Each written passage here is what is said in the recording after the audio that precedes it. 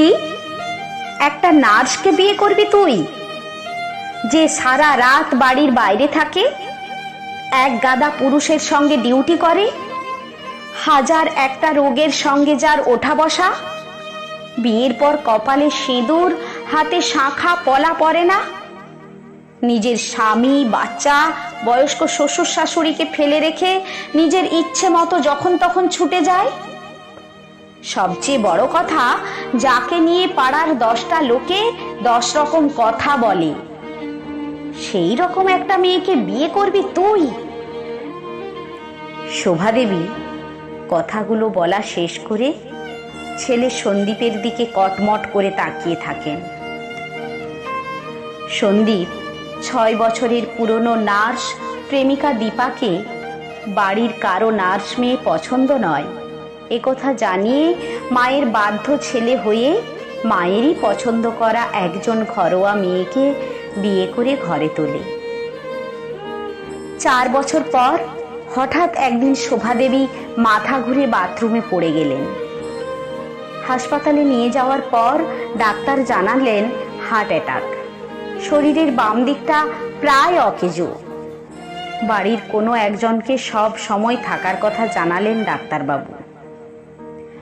বৌমা একবার এসেছিল দেখতে, ছোট বাচ্চা থাকায় সে আর আসতে পারে না। ছেলের অফিস বন্ধ করে থাকার উপায় নেই। শেষে ভরসা নার্স।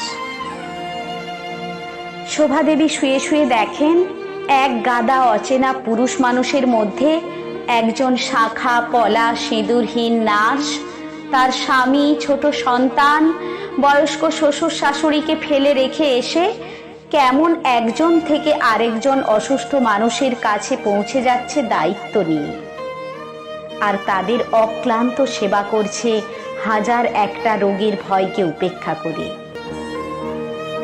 রাত জেগে ঘড়ি ধরে কাউকে ইঞ্জেকশন দিচ্ছে, কাউকে হঠাৎ ওঠা ব্যথার ওষুধ দিচ্ছে, জল দিচ্ছে, খাবার হাতে করে খাইয়ে দিচ্ছে, কাউকে মাথায় হাত বুলিয়ে সান্ত্বনা পর্যন্ত দিচ্ছে একজন নার্স।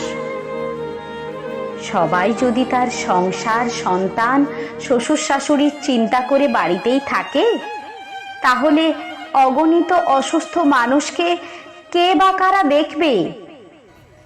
একজন নার্স অনেকের মা, অনেকের মেয়ে, অনেকের বৌমা। আজ বুঝতে পারছে শোভাদেবী। কিন্তু তার বৌমা সেই যে একদিন দেখে গেল, আর তো এলো না। একজন নার্সকে নিয়ে পাড়ার যে 10 জনে 10 রকম কথা বলতো, তারাও তো কেউ এলো না। ভরসা সেই একজন নার্স। আর 5টা গল্পের মতো কাকতালীয়ভাবে দীপা নামের সেই নার্স মেয়েটির সাথে শোভাদেবীর দেখা হয়নি এই হাসপাতালে, কিন্তু দীপাকে তিনি ভীষণভাবে খুঁজছেন। একবার ক্ষমা চাইতে চান দীপার কাছে, না হলে তিনি যে মরেও শান্তি পাবেন না।